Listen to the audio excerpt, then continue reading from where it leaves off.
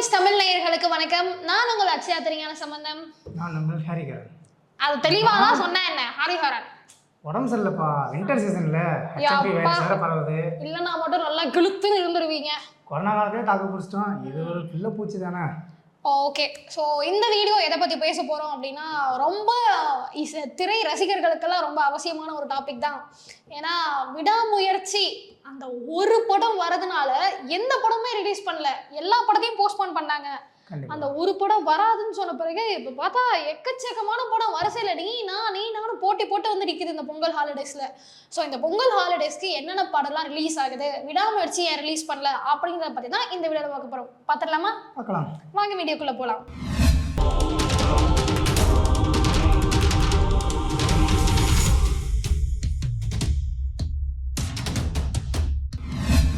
So first of all என்னன்னா, விடாமுயற்சியோட trailer வந்து January 31 வரும் அப்படின்ற மாதிரி சொல்லியிருந்தாங்க. ஏன்னா ஃபர்ஸ்ட் லுக்கே எதிர்பார்க்காத நைட் டைம்ல விட்டுருந்தாங்க. எதிர்பார்க்கவே இல்லை. திடீர்னு நைட்டு காலையில் எழுந்து பார்த்தா எல்லாருமே அஜித் போட்டோ வச்சிருக்காங்க. என்னன்னா பார்த்தா ஃபர்ஸ்ட் லுக் விட்டுருக்காங்களாம். ஆமா, அதே மாதிரி ட்ரைலரும் ரிலீஸ் பண்ணுவாங்க அப்படின்னு சொல்லிட்டு பெருசா எதிர்பார்த்த எங்களுக்கு ஏமாற்றம் தான் மிச்சம். ஏன்னா லைக்கா வந்து 31 ஒரு அறிவிப்பு ஒன்று கொடுத்துருந்தாங்க. அதில் என்ன சொல்லியிருந்தாங்க அப்படின்னா, விடாமுயற்சி சில தவிர்க்க முடியாத காரணங்களால பொங்கலுக்கு ரிலீஸ் ஆகலை அப்படின்றத சொல்லிட்டு அஜித் ரசிகர்களுக்கெல்லாம் நியூ இயர் வாழ்த்துக்கள் அப்படின்றதையும் சொல்லியிருந்தாங்க. என்ன திமிரு இருக்கும்! அதை படித்தோடனே மனசே ரொம்ப வேதனை ஆயிடுச்சு. ஏன்னா போன வருஷம் ஃபுல்லாக அஜித்தை வந்து நம்ம ஸ்க்ரீனில் பார்க்கல. வருஷத்துக்கு ஒரு படமாவது கொடுத்துருவாரு. ஸோ இந்த வருஷம் ஏதாவது ஒரு படமாவது அட்லீஸ்ட் வந்துடும் அப்படின்ற நம்பிக்கையில் பார்த்துட்டு இருந்தோம். அதுக்கு தான் குட் பை அட்லிக்கு ரிலீஸ் டேட் சொல்லியிருக்காங்க. ரிலீஸ் டேட் ஏப்ரல்ல கொடுத்துருக்காங்க. போன வருஷம் ஒரு சந்தோஷத்துல இருந்தோம். என்னன்னா போன வருஷம் ஃபுல்லா பார்க்கல, இந்த வருஷம் ஆரம்பிக்கிறதே அஜித்தோட படம் மூலமா தான் ஆரம்பிக்கிறது. தீபாவளினா தளபதி தீபாவளி தான், பொங்கல்னா தலை பொங்கல் தான். தம்பி தலைன்னு சொல்லாதீங்க, ஏகே பொங்கல்னு சொல்லுங்க. இருந்தாலும் முதல்ல இருந்து கேள்விப்பட்டதானே, ஏகே பொங்கல்னு சொல்லுங்க. சரி நீயே சொல்லிப்போம். அதான் இந்த பொங்கல் ஏகே பொங்கலா இருக்கும் அப்படின்ட்டு நாங்களாம் பயங்கர எதிர்பார்ப்போட இருந்தோம். ஏமாத்திட்டாங்க சித்தப்பு. என்னன்னா ஃபர்ஸ்ட் லுக் போய் அனௌன்ஸ்மெண்ட் இல்லாம திடீர்னு ரிலீஸ் பண்ணாங்க. அது மாதிரி திடீர்னு தியேட்டர்ல ஓடிட்டு இருக்குமா, எப்படி இருக்கேன் உன பொழந்துருவேன். திடீர்னு புக் மை ஷோல செக் பண்ணா இந்த விடாமுயற்சி இருக்கு, போடுற டிக்கெட்டை. ஸோ விடாமுயற்சி அந்த ஒரு படம் வருது அப்படின்றனாலே வந்து எந்த படமே ரிலீஸ் பண்ணல. கேம் சேஞ்சர் அந்த அப்டேட் கொடுத்துருந்தாங்க. ஸோ அது இல்லாமல் மித்த எந்த படத்தோட அப்டேட்டுமே வரல, எந்த படமோட ரிலீஸ் டேட்டுமே பொங்கலுக்கு கொடுக்கல. ஸோ விடாமுயற்சி வராதுன்னு சொல்லுவோம். வரிசையாக 9 படம் இந்த பொங்கல் ஹாலிடேஸில் ரிலீஸ் ஆகுது. ஸோ அந்த லிஸ்ட்லாம் என்னென்ன அப்படின்றது பார்த்துருவோமா? மொதல் படம் என்ன படம்? ஃபர்ஸ்டே கேம் சேஞ்சர் தான். கேம் சேஞ்சர், ஆமாம். சங்கர் இயக்கத்தில் ஒரு பிரம்மாண்டமான படம். அது இந்தியன் 2 ஃப்ளாப்புக்கு அடுத்து. அதான் லைட்டா அதை வேற ஞாபகப்படுத்தாதீங்க, நெஞ்சமெல்லாம் புண்ணா இருக்கு. இல்லை, ஏன்னா அந்த ட்ரெய்லர் வந்தப்பே ட்ரெய்லர் பயங்கரமாக இருக்கு. படம் நான் கண்டிப்பாக ஓடும். ஏன்னா இந்த ட்ரெய்லர் வச்சு நிறைய பேர் பேசுனாங்க. படம் ட்ரெய்லர் யாருமே வந்து குறை சொல்லவே கிடையாது. ஏன்னா ட்ரெய்லரே பயங்கரமா இருக்கு. ராம்சரணோட டான்ஸ் எல்லாம் பிரிச்சுட்டாரு.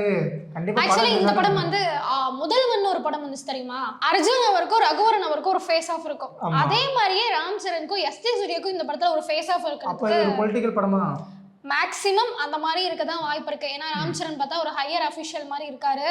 எஸ்ஜே சூர்யா வந்து ஒரு அரசியல்வாதி மாதிரி. லைக் இவங்களுக்குள்ள என்ன நடக்குது அப்படின்ற ஒரு இதுதான் இந்த படமா இருக்குமோ. அத எஸ்ஜே சூர்யா ஃபர்ஸ்ட் டைம் பொலிட்டிஷியனா பார்க்க போறோம். வில்லனா பார்த்திருக்கோம், காமெடியனா பார்த்திருக்கோம். இந்த படத்துல எஸ்ஜே சூர்யா வில்லன் தான்டா. வில்லன்னா பொலிட்டிக்கல் வில்லனா, லைக் சந்தனருக்கு வில்லனா சொன்னேன். அதான் எனக்கு தெரிஞ்ச முதல்வன் படம் வந்து சங்கர் அவர்களுக்கு பயங்கரமா தூக்கி விட்டுச்சு. ஸோ அதே மாதிரி கேம் சேஞ்சரும் இன்னொரு சக்சஸ் கொடுக்கக்கூடிய ஒரு படமா இருக்கும்னு நினைக்கிறேன். இந்தியன் 2க்கு அப்புறம் இது ஒரு சக்சஸா தான் இருக்கும். ஸோ அடுத்து வணங்கான். இந்த படத்து மாதிரியும் பெரிய எதிர்பார்ப்பு ஒன்று இருக்கு. ஏன்னா சூர்யா தான் ஃபர்ஸ்ட் நடிக்கிறதா இருந்தாரு. அதுக்கப்புறம் சூர்யா ப்ராஜெக்டை விட்டு போனாரு. இப்போ அருண் விஜய் நடிச்சிருக்காரு. ஸோ அதனாலே இந்த படம் வந்து பெருசா ஒரு எதிர்பார்ப்பு தான் மக்கள் மத்தியில இருக்கு. கண்டிப்பா. ஏன்னா சூர்யா அடிப்பெண் நடக்குன்னு சூர்யான்னு சொல்லுவாங்க. அவரே நடிக்காம அருண் விஜய் நடிக்கிறாரு.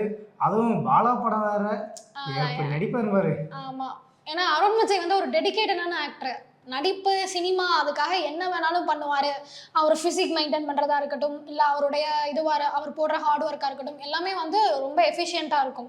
ஸோ அதே மாதிரி வணங்கான்லேயும் ஒரு பயங்கரமான ஒர்க் போட்டிருக்காரு அப்படின்ற நம்ம ட்ரெய்லர்லேயே பார்க்க முடிஞ்சுது. ஏன்னா நல்ல சாம்பாய் மாதிரி சுத்தி திரிஞ்ச ஒரு பையன் அந்த படத்துல அப்படியே வேற மாதிரி ஒரு கதாபாத்திரத்துல இருந்தாரு. கதாபாத்திரம் மாதிரியா? கிட்டத்தட்ட அதே மாதிரிதான். ஸோ இந்த படமும் வந்து பெரிய எதிர்பார்ப்பு மத்தியில தான் இருக்கு. ரிலீஸ் ஆனாதான் தெரியும். ஏன்னா நானுமே அவரை டெய்லியுமே பார்ப்பேன். ஏன்னா அவர் வீடு பக்கத்துல என் வீடு இருக்கு. எப்ப அதுல ரிஜிஸ்டர் பண்ணிக்கிறேன் அவர் வீடு பக்கத்துல வருவாரு. யாரா என்ன ஃபாரின் குழந்தை வர மாதிரியே வருவாரு. இவர் எப்படா போய் வழங்கான படம் நடிச்சிட்டு வர்றாரு, சேத்துல உருண்டு பறந்துட்டு டக்குன்னு பார்த்தா கை கம்பி கட்டிட்டு வெளியே வருவார். பத்தியா இந்த பிச்சைக்காரன் படம் கிளைமேக்ஸ் பார்த்திருக்கியா? விஜய் ஆண்டனி வந்து பிச்சைக்காரன் இருப்பார். கரெக்டாக அந்த டைமிங் முடிஞ்ச உடனே கேரவன் போய் ஃபுல்லாக குளிச்சு முடிச்சுட்டு ரெடி ஆகிட்டு டக்குன்னு பார்த்தா பணக்காரனா வருவார். பத்தியா அந்த மாதிரி தான் ஷூட்டிங்லாம் முடிஞ்சதுக்கப்புறம் தலைவன் ஆள் மாறிட்டு ஃபாரின் குழந்தை மாதிரி வந்தார். வேடிக்கை பார்த்துட்டு இருந்தோம்.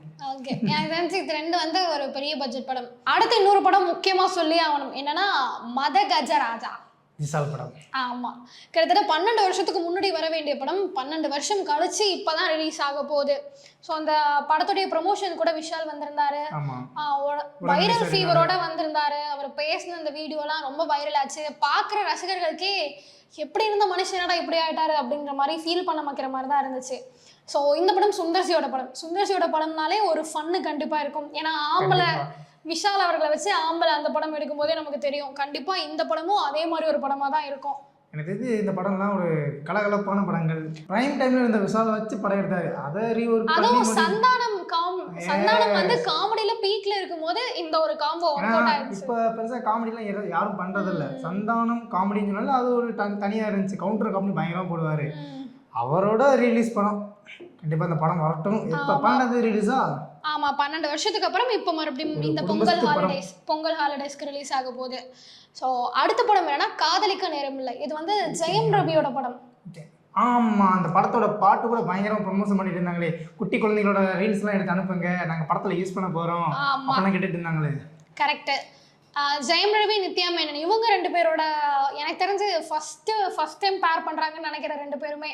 ஸோ இது ஒரு ரொமான்டிக்கான ஒரு படமா தான் இருக்கும்னு நினைக்கிறேன். இந்த ரோமியோ ஜூலியட், அதுக்கப்புறம் எங்கேயும் எப்போதும், லைக் இந்த மாதிரி ஒரு ஜானரா தான் இந்த படம் இருக்கும்னு நினைக்கிறேன். கண்டிப்பா பொறுத்து வந்து பார்க்கலாம். ஆனால் எனக்கு லவ் படம்னு சொன்னா வாரணமாயிரம் அந்த மாதிரி தான் தோணும். ட்ரெயின்ல எப்படா மறக்க முடியுமா? உன் பக்கத்துல ஜெசிலாம் வராது, ஆயா தான் வரும். அதுக்கு ஜெசியும் வராது, மேக்னாவும் வராது, உனக்கு ஆயா தான். டிடிஆர் மட்டும் வருவார், அவ்வளோதான். இல்லைன்னா வடக்கன்னு வருவாங்க. அப்படிலாம் சொல்லாதீங்க, நண்பர்கள்னு சொல்லுங்க. நண்பர்கள் எங்க சொல்றது? என் சைட்ல இருந்து அங்கே உட்காந்துக்கிறான், குடும்பத்தையும் குறைச்சிடுறாங்க. ஓகே, அடுத்து வந்து தருணம். தருணம், ஆமா, இந்த படம் வந்து கிஷன் தாஸோடது. முதல் நீ முடிவும் நீ ஒரு படம் வந்து தெரியுமா? ஆமா, ஸ்கூல் மெமரிஸ் பண்ண மாதிரி ஒரு செம்ம படமே. அந்த படத்தோட ஹீரோட அடுத்த படம் தான் தருணம். இந்த படத்துல வந்து ஸ்மிருதி வெங்கட் நடிச்சிருக்காங்க. அப்புறம் ராஜ் ஐயப்பன் வலிமை படத்துல அஜித் அவர்களுக்கு தம்பியா நடிச்சாருல, இவங்க 3 பேரும் நடிச்சிருக்காங்க. ஸோ இந்த படமும் ஒரு மாதிரி வைபான ஒரு படமா தான் இருக்கும். ஏன்னா கிஷன் தாஸ்னும் போது கொஞ்சம் காமெடி மிக்ஸ் ஆகி எமோஷனல் மிக்ஸ் ஆகி ஒரு மாதிரி ரொமான்டிக்கான படமா தான் இருக்கும். ஏன்னா இப்ப கூட ஏதோ ப்ரமோஷன் அப்ப அந்த அவனை ஓட்டி 3 பேரும் பண்ணியிருந்தாங்க, நல்லா இருந்துச்சு. ஆனா கமெண்ட் ஒன்று பார்த்துருந்தேன், படம் ப்ரொமோஷனுக்கு வந்ததுக்கு என்னெல்லாம் பண்ண வைக்கிறீங்க பாருங்கடா அப்படின்ற மாதிரி ட்ராவல் பண்ணி ஒரு கமெண்ட் கூட பார்த்தேன். ஸோ இந்த படம் ஒன்று சத்யராஜோட பையன் சிபி சத்யராஜ் இருக்கார்ல, அவருடைய படம் ரிலீஸ் ஆக போகுது. லைக் அவருமே பார்த்தீங்கன்னா ஒரு மாதிரி ஒரு சாம்பாய் மாதிரி தான் எல்லா படத்துலையுமே நடிச்சிருப்பாரு. இந்த படத்தில் அவரோட கேரக்டரே ரொம்ப வித்தியாசமாக இருக்கு. அவருடைய தோற்றமே கைதி படத்துல கார்த்தி எப்படி இறங்கினாரு, கிட்டத்தட்ட இவரோட ரெஃபரன்ஸும் அதே மாதிரி தான் இருக்கு. ஸோ ஒரு வேன் முன்னாடி இருக்கு, எனக்கு தெரிஞ்சு ஒரு வேன் டிரைவரா இருப்பாருன்னு நினைக்கிறேன். அந்த 10 ஹார்ஸ்க்குள்ள என்னெல்லாம் நடக்குது அப்படின்றதான் இந்த படத்துடைய கதையா இருக்கு. ஆமா, ஒன் டே கிட்டத்தட்ட அதே மாதிரிதான். கைதிக்கும் இந்த 10 ஹார்ஸுக்கும் ஏதோ ஒரு லிங்க் இருக்குன்ற மாதிரி தான் இருக்கு இந்த படமோட ஃபர்ஸ்ட் லுக் பார்க்கும்போது நமக்கே தெரிஞ்ச ஒரு விஷயம். அடுத்து வந்து படைத்தலைவன். ஆமா, நம்ம கேப்டனோட பையன் சண்முக பாண்டி. அந்த கும்கி படம் பாய்லா இருந்துச்சு, அதை பேஸ் பண்ண மாதிரி சார் கூட ஏஐல வராரு. கரெக்ட். ஸோ அவர் சண்முக பாண்டி அவருடைய படம் தான் படைத்தலைவன். இந்த படமும் கிட்டத்தட்ட கும்கி ரெஃபரன்ஸ் மாதிரி தான் இருக்கு. இதுலயும் இவர் ஒரு யானை வளர்க்குறாரு, அந்த யானையை சுத்தின ஒரு எமோஷன்ஸ், ஒரு ஆக்ஷன், அந்த மாதிரியான ஒரு படமா தான் இந்த படைத்தலைவன் இருக்கு. இதுல கூட அந்த பொட்டு வச்ச தங்க கூடம் பாட்டை யூஸ் பண்ணியிருக்காங்க. கரெக்டா, இவரு ஆக்ஷன் பண்ணும்போது ஃபைட் எல்லாம் பண்றாரு, பேக்ரவுண்ட்ல அந்த பொட்டு வச்ச பாட்டு ஓடுது. கேப்டன் அப்படியே பாக்குற மாதிரியே இருந்துச்சு. லைக் சில கேப்டனோட ரெஃபரன்ஸ் அப்படியே இவர்கிட்டயும் இருக்கிற மாதிரி இருந்துச்சு. அதுவும் கடைசியில கேப்டனும் ஏஐல வர மாதிரி ஒரு இதோட ட்ரைலரை முடிச்சிருந்தாங்க. சிஸ்டம் இதை யூஸ் பண்ற மாதிரி இருப்பார். கண்ணை மட்டும் கட்டியிருப்பாங்க. கரெக்டா இந்த ஒரு இடத்த மட்டும் கண்ணை மட்டும் பார்த்தா போதுமே அந்த மாதிரி தான் இருந்துச்சு. எனக்கு தெரிஞ்சு இவர் ஒரு ரோலா நடிப்பாரா இல்லை மறைமுகமாக தான் நடிப்பாரான்னு தெரியல. பார்க்கலாம், பொறுத்து வந்து பார்க்கலாம். ஏன்னா இப்போ வர நிறைய படங்கள்ல கேப்டனுடைய ரெஃபரன்ஸ்ன்றது அதிகமாயிடுச்சு. கோட் படத்துலயா இருக்கட்டும், லப்பர் பந்தலையா இருக்கட்டும், கோட்லயாவது கேப்டன் மாதிரி விஜய் வந்திருப்பாரு. ஆனா லப்பர் பந்துல அவரோட போட்டோ கூட பெருசா அந்த அளவுக்கு வந்திருக்காது. அந்த ஒரு பாட்டு தான், பாட்டிலே கேப்டனுக்கு ஒரு மெமரி கொடுக்குற மாதிரியான ஒரு படமா தான் அந்த படம் இருந்துச்சு. ஸோ இந்த படமும் படைத்தலைவனும் அதே மாதிரி தான் இருக்கும்னு நினைக்கிறேன். ஏன்னா விஜயகாந்த் வந்து யாருமே வெறுக்கக்கூடிய தலைவராகவே இல்லை. நோ ஹேட்டர் இன் மேன் அந்த மாதிரி தான். கரெக்ட். ஹேட்டரே இல்லாத ஒரு ஹீரோனா அது கேப்டன் மட்டும்தான். ஏன்னா இப்போதான் அவரோட நினைவு நாள் வேறு வந்துச்சு. முதல் நினைவு நாள் நம்ம கூட போய் பைட் எடுத்தோம். நிறைய பேர் மிஸ் பண்ணியிருந்தாங்க.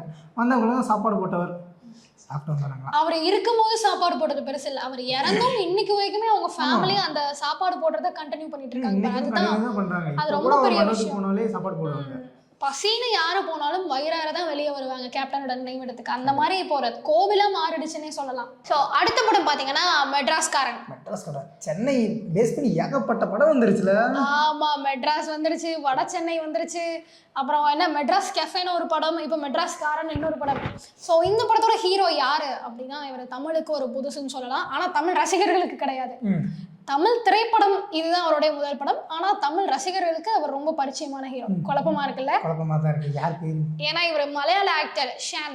இவர் ஆல்ரெடி வந்து பாத்தீங்கன்னா ஆர்டிஎக்ஸ் படம், ஃப்ரெண்ட்ஷிப்ல ஒரு சம பாண்டிங்கான படம், ஆர்டிஎக்ஸ் படமா இருக்கட்டும், கும்பலாங்கி நைட்ஸா இருக்கட்டும், இதெல்லாம் நடிச்சிருக்காரு. ஸோ அந்த படம் எல்லாம் தமிழ் ரசிகர்களுக்கு புதுசு இல்லை, அவரும் புதுசு இல்லை.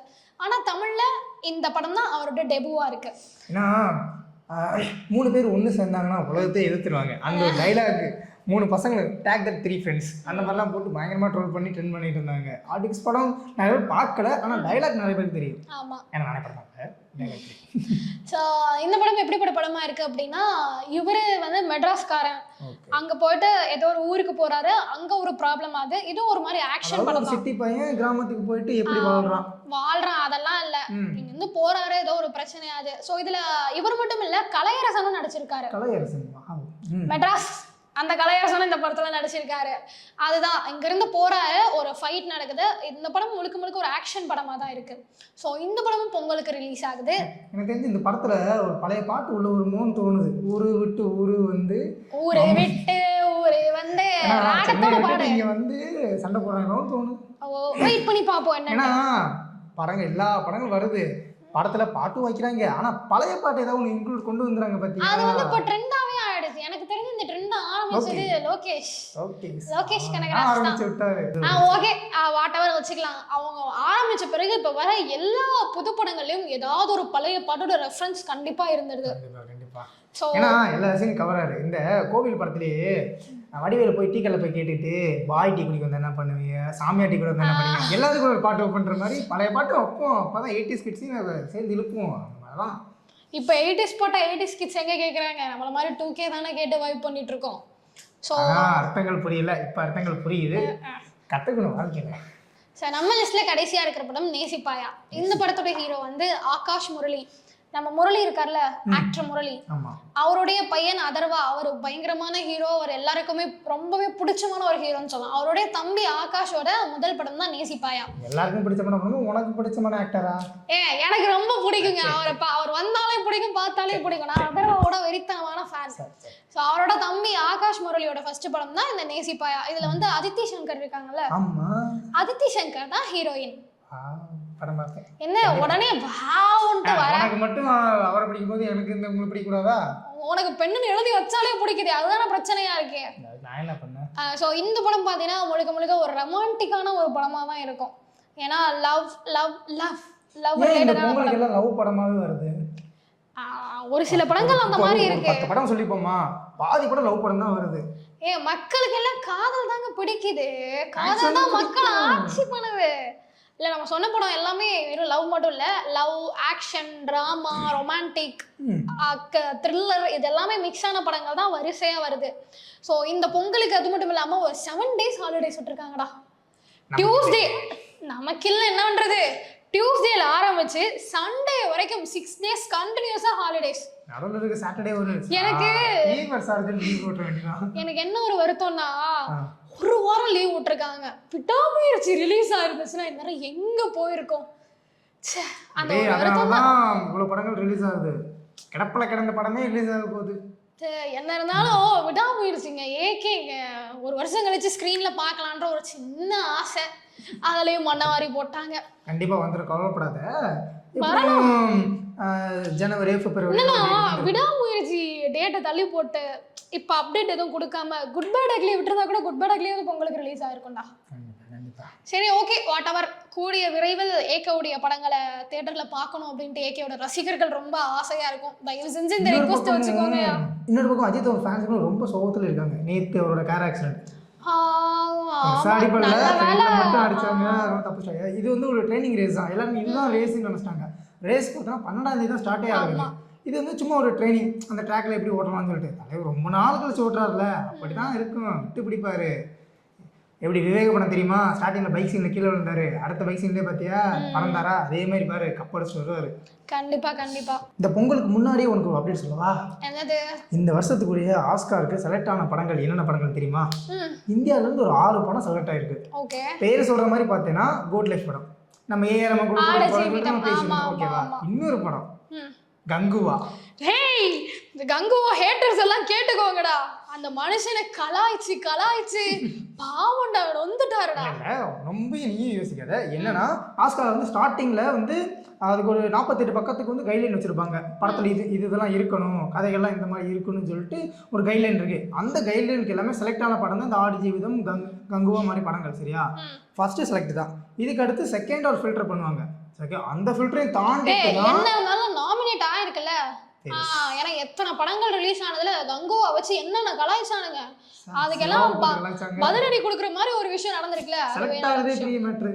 நேஷனல் அவார்ட் செலக்ட் ஆகலாம் வரல, ஆஸ்காருக்கு செலக்ட் ஆயிருக்கு. அது நாமினேட் ஆயிருக்குன்னு சொல்லலாம். அவ்வளவுதான். விருது வாங்குதோ இல்லையோ அட்லீஸ்ட் நாமினேட் ஆயிருக்கு. ஸோ இந்த பொங்கலுக்கு வந்து என்ன பண்ணலாம் அப்படின்னு யோசிச்சிருந்தீங்கன்னா 9 படங்கள் ரிலீஸ் ஆகுது. இந்த உங்கள் வீக்கெண்டை வந்து தியேட்டரில் போய் படம் பார்த்து என்ஜாய் பண்ணுங்கள். இப்போ நாங்கள் சொன்ன லிஸ்ட்டில் நீங்கள் எந்த படத்துக்கு ஃபஸ்ட்டு போவீங்க அப்படின்றத கமெண்ட்டில் சொல்லிடுங்க. இந்த வீடியோ பார்த்துட்டு இருக்க எல்லாருக்கும் அட்வான்ஸ் ஹாப்பி பொங்கல். அப்போ மாட்டு பொங்கல் உனக்கு தான், போய் கொண்டாடு. ஏய், பொங்கல்னால எல்லாம் ஒன்று தான். ஸோ எல்லாரும் குடும்பத்தோட மகிழ்ச்சியாக கொண்டாடுங்க. நன்றி.